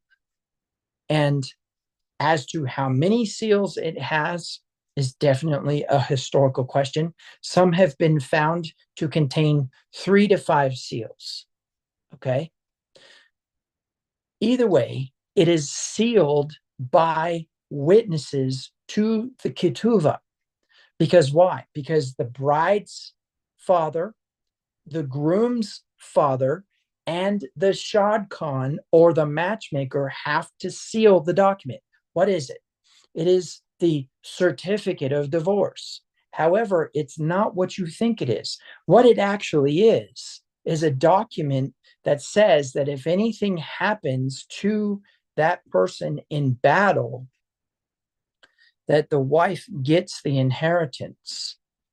And the reason this was important is because when we start to look into the commandments concerning more than one wife, and we have the unloved wife, it says that the unloved wife's son will get the inheritance.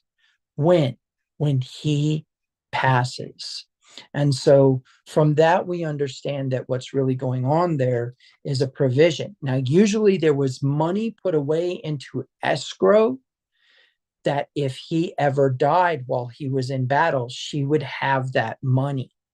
Or there would be a certificate of livestock or some other thing that she would be given in order to survive, because it was rare for a man, as you can see in the book of Ruth, to want to accept someone who has already been married. Now, there's a number of reasons that we could get into why that's true. But instead, what we need to do is focus more on the idea that this get is a sealed document that is only supposed to be opened by the officiator of probate. In other words, the one who decides who the inheritance goes to. And Torah is very specific that it is supposed to go to the firstborn son first. And if not the firstborn, then the firstborn daughter. And if not the firstborn daughter, then the uncle. And if not the uncle, then the next of kin. Torah says that. I can go into my law school and I can go into my textbook and find that exact same instruction concerning probate today.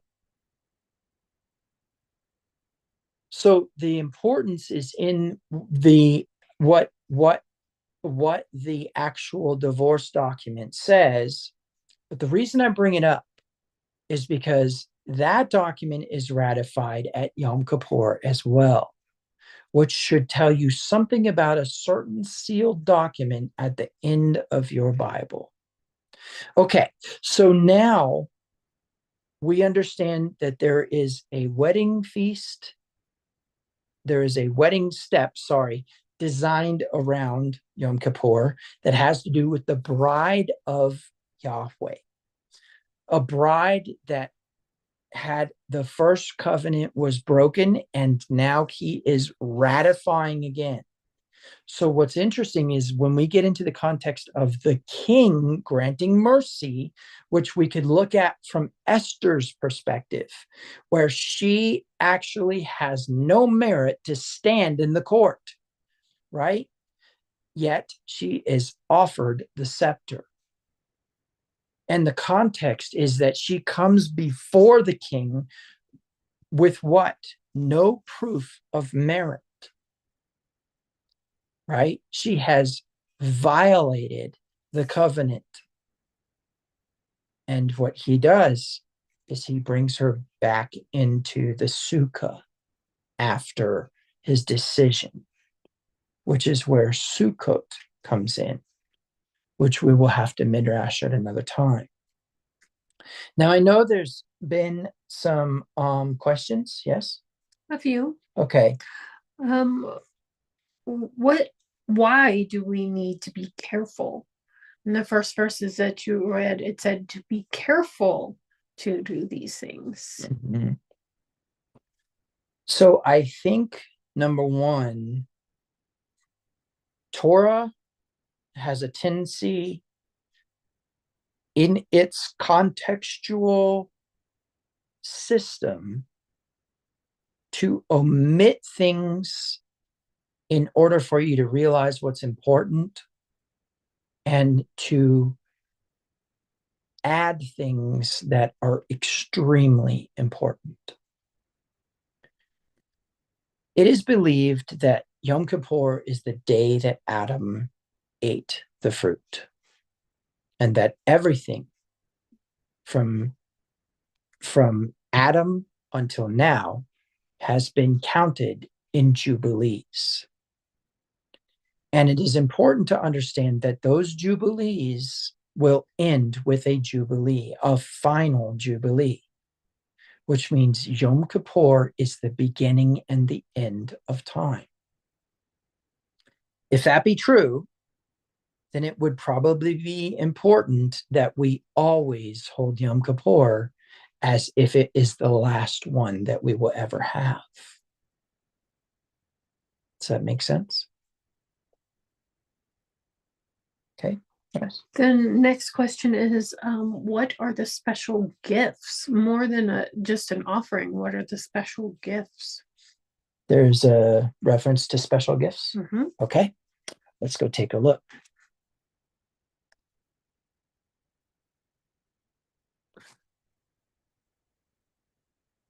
So getting back into our screen share and jumping back over into Leviticus. Actually, let's see here. Leviticus chapter 23, verse 27. Special gifts right there. Okay. Well, I tell you what, let's go into the Young's literal translation first. Mr. Young was a Protestant minister in I believe, the 1800s, who took the time to really try to come up with a Bible translation that gives a word for word translation according to how it's actually read. So I like to use it a lot of times. In fact, I consider it to be better than the King James Version or the NASB. And by the way, you can get a Young's concordance that is not as biased to Presbyterianism and Presbyterian doctrine as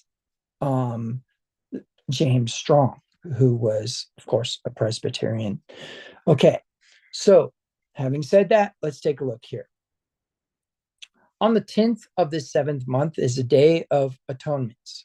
Ye have a holy convocation, and ye have humbled yourselves, and have brought near a fire offering to Yehovah.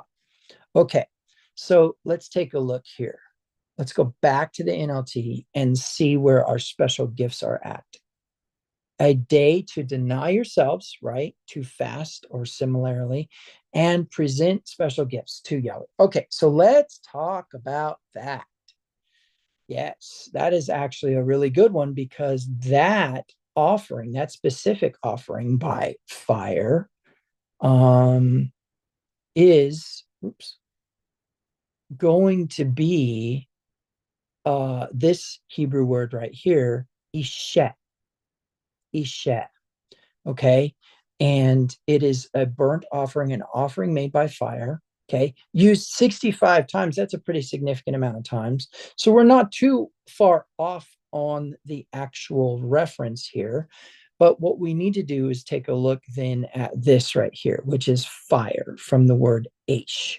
So an Aishet is a fire offering. So let's talk a minute about this in the sense of two important references. So the first reference, and this is important, is the idea of there being a concept of burning a sacrifice completely. Okay. Now, people say, oh, that's the offering to the Lord. But in Psalms, it says, if I were hungry, I would tell you. Do I not own the cattle? Do I own 1,000 cattle on 1,000 hills? In other words, if I want to eat, I'll eat. I don't need your help. So that kind of needs to be kind of a a reference point where we look at, are we to just burn an animal completely? Well, there is one concept in the ancient Hebrew nomadic thought process that is more leans to the mystical side, that says that if you are to give Satan his portion, then he will not want more. And so the concept is that we would burn an animal completely. However, I don't really find that to be referential in the entirety of the Tanakh and specifically Torah. Instead, what I find is that almost every reference to a sacrifice or a slaughtering of an animal results in the priest receiving something to eat and the people eating the sacrifice after they've given the priest the choice cuts. There's a couple ways we could look at this. First and foremost is that we can say, well, there is that concept that we could say that on Yom Kippur, there is definitely something being given over to what appears to be a demon, right? Azazel. And truth be told, that is a very possible reality if we get into the concept that if you give him his portion, he won't want more. That's pretty foreign to Christianity and not something you're ready to necessarily deal with. But I can tell you that when we're working with a model of ancient Hebrew understanding, we really need to ask what's happening with Azazel. Okay. So on Yom Kippur, there is a practice that the high priest will lay his hands upon a goat, and then that goat will be the goat that is released into the wilderness. There's a number of things I want to get into here. But the first and most important one is that the goat that's going to be sacrificed or slaughtered is actually not the goat that is going to receive the sin, right? That's not going to receive the agency of our sin. But instead, the goat that is going to be slaughtered is actually considered to be pure and without blemish and never actually receives our sin. So we have the scapegoat, which is for Azazel, and then we have the goat that is going to be sacrificed. Of course, we have a number of things that we need to get into in that thought process because we do have a sprinkling of blood, which is something Christianity really isn't used to and has a hard time accepting. But again, remember that blood was used as a reference for what could happen if you violated a covenant, right? And so we do have a sprinkling of blood on the mercy seat, which is a very inappropriate translation of that word. Why? Because it is kippuret. It is the seat of covering. And so that's a whole nother piece or a whole nother element that we would need to get into. However, the idea is that then they confess these, they state these sins over this scapegoat, and then they send it off in the wilderness. Now, tradition has it that what they would do is they would tie a red ribbon around the a red ribbon around the goat that was going to, or I'm sorry, they would tie a red ribbon around the temple door, and they would close the temple door. And then they would go and they would release the goat into the wilderness. And my understanding is that they would take the goat out into the wilderness and they would throw it off of a cliff. Then they would return, open the temple door, and there would be a white ribbon on the door. Now, there's a number of things we could get into with that, but I can tell you that short version is that's not what Torah actually instructs us to do, but instead that we are to send the goat off into the wilderness, and it will then what? Be free of ownership, right? They're releasing this goat off into the wilderness for Azazel, which We could get into all kinds of information about that, especially in demonology. But the short version is that that goat is now released into the wilderness, yes, to fend for itself, but is given its independence. It's no longer owned, and it could never actually be used for goat hair or meat or milk ever again, but instead is released into the wilderness. And so that concept of the scapegoat or for Azazel gets into the idea of possibly giving Satan his portion, right? But where I really want to think about this is in the realm of what was the point behind the slaughterings in the first place? What's number one happening? You're taking your livelihood and giving one up for the sake of your failure to stay in line with the covenant, right? So that's number one. Number two is that you are then going to consume that animal, right? Now, we're going to fast and not eat and then consume that animal later on, right? Now, there is a concept that this Isha or this Isha is actually a reference to the drawing near to Yahweh. In fact, I will show you something that a lot of people actually don't know or realize about this. I'm going to show you something here real quick. And that is actually going to be in this same verse. In fact, so right here, it it gives the reference to Isha, right? But this one right here he is vehik right here. Vehik rav tem. Vehik rav tem. Okay. So this is, first of all, it is going to be in the hifil, which means it's causative. It's going to be something that's very foreign to English because we don't have causative usages of verbs. If something is going to cause something to happen, then we use the word cause, but that's not how it works in the Hebrew.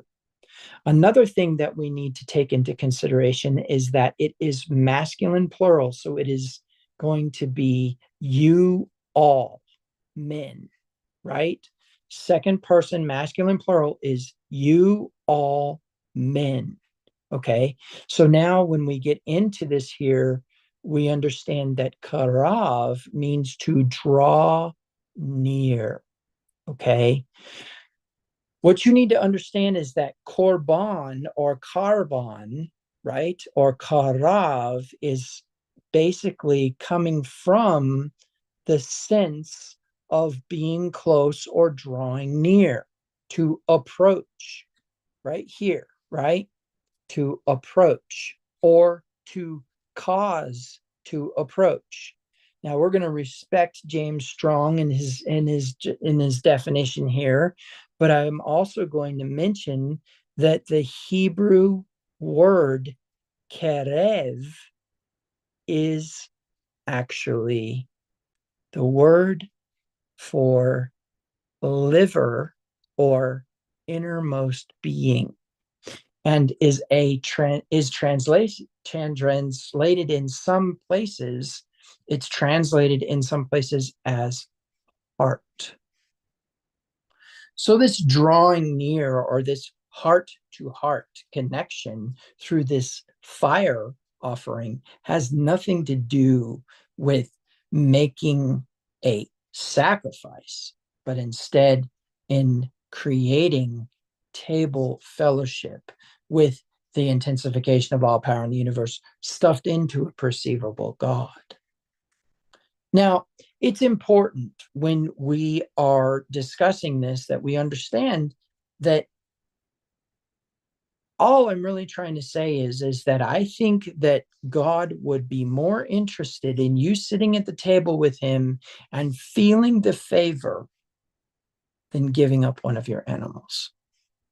And that's what he seems to say in the Psalms, where I own a cattle, that I own 1,000 cattle on 1,000 hills. Any other?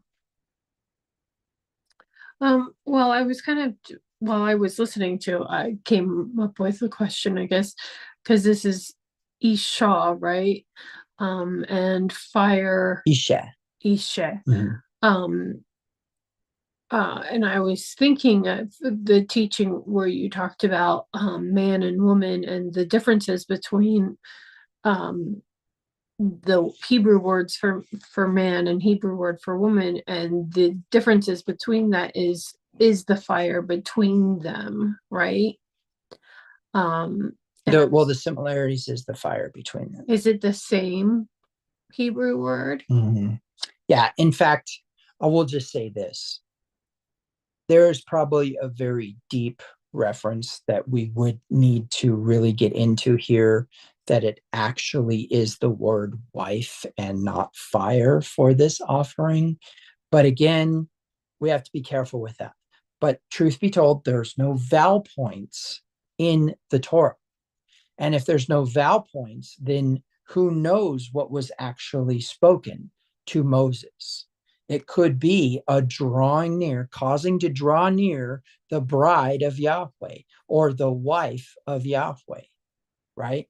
Now, it should be Ishet, right?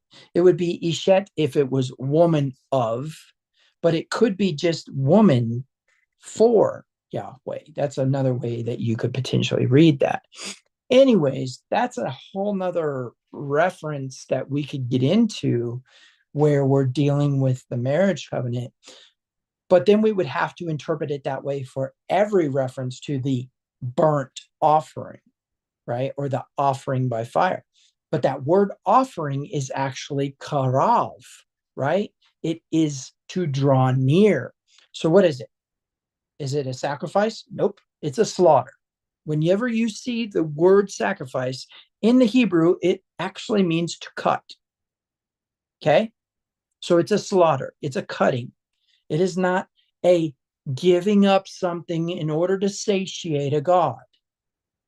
Furthermore, it is not an offering. You can't give anything to God. And let me tell you something. If you think that you can, that's blasphemy. If you think that you can add to to God in any way, and that he has some sort of deficit that you can give into, you're wrong. You can only trade down, right? You can only give downward from where you're at right now. You cannot give upward. I want you to think about this. Let me tell you how ridiculous this is. Let me show you the ridiculousness here. The ridiculousness is behind the system of thinking. So, what's really going on is Christians believe that you can give something to God. Okay. And the reason they believe that is because they don't understand worship. They don't understand what worship is and what the point behind it is. And they hear things like offering and they think of Christmas with the presents under the tree. When truth be told, that has nothing to do with it. That word special gifts, very inappropriate translation, because what is truly there is drawing near. But let's say we get into offerings really quick. Can you give something to God? No, you cannot. That would be like you going and taking your paycheck and giving it to your boss for the work you did.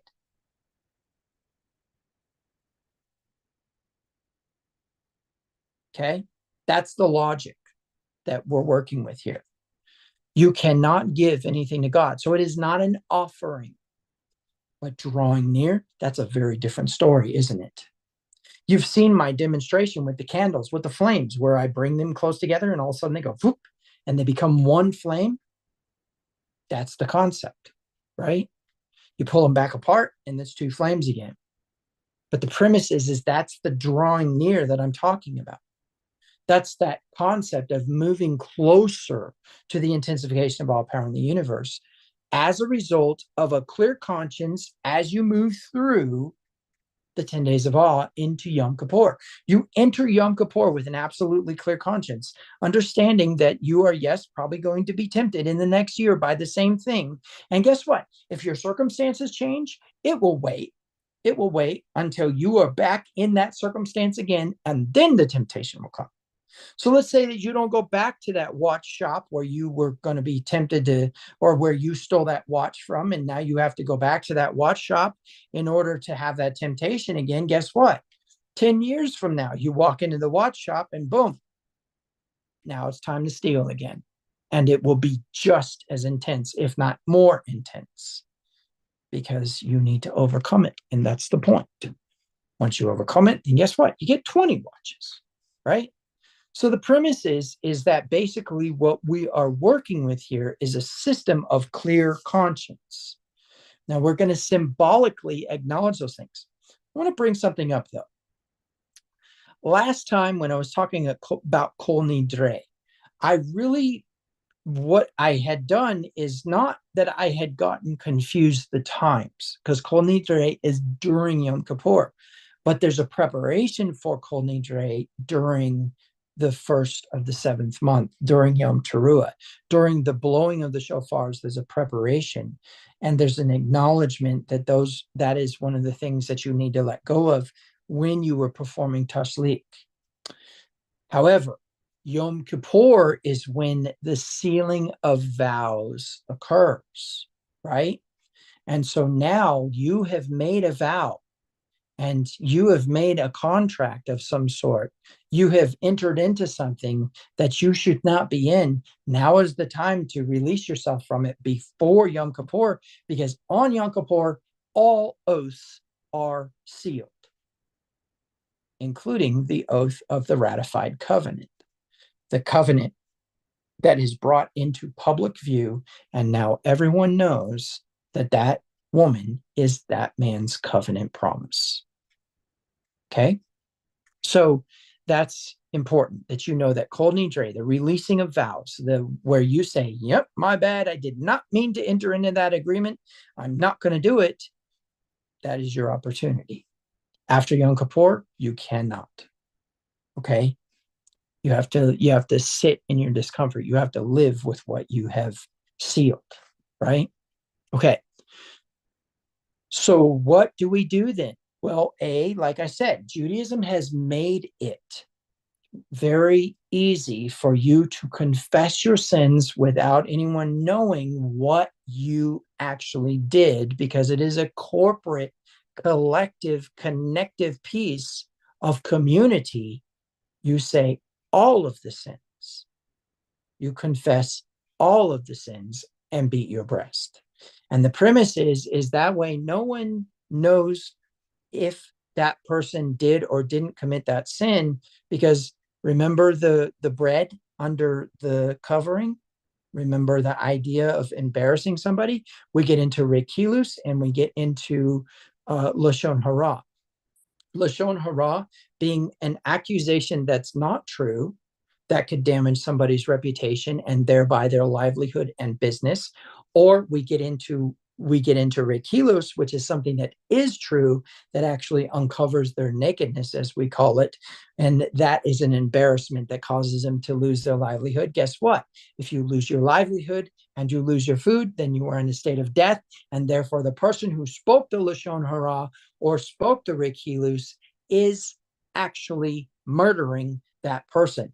And therefore, if that is murder that's occurring, right? And remember all the things that Yeshua said about murder and the mouth, right? But if that murder is occurring, then how much more is that a judgment that would fall upon someone during Yom Kippur if they heard somebody confess a specific sin and then would later on use that as rekilus or lashon hara.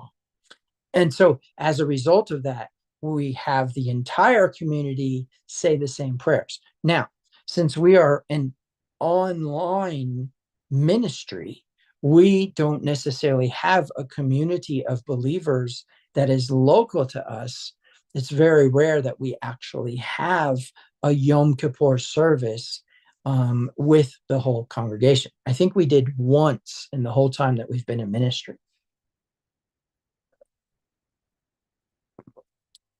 It is important to really understand that you need to shield yourself from any inference that you are doing business or in a state of servitude during Yom Kippur.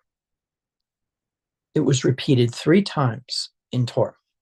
So it is important that you acknowledge that and appreciate that.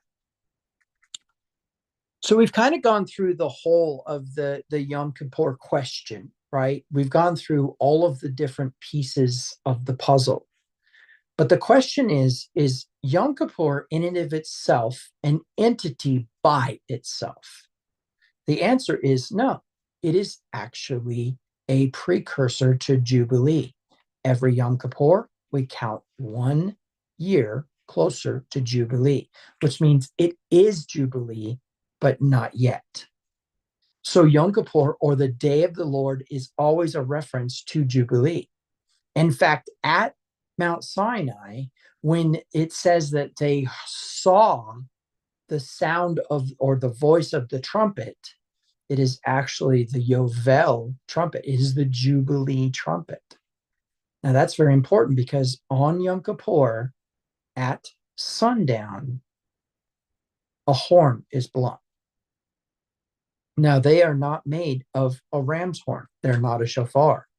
They are, now they can be a shofar, and there's halakha to prove that that's true, because if you don't have the steel horn to blow, then that is, not an issue.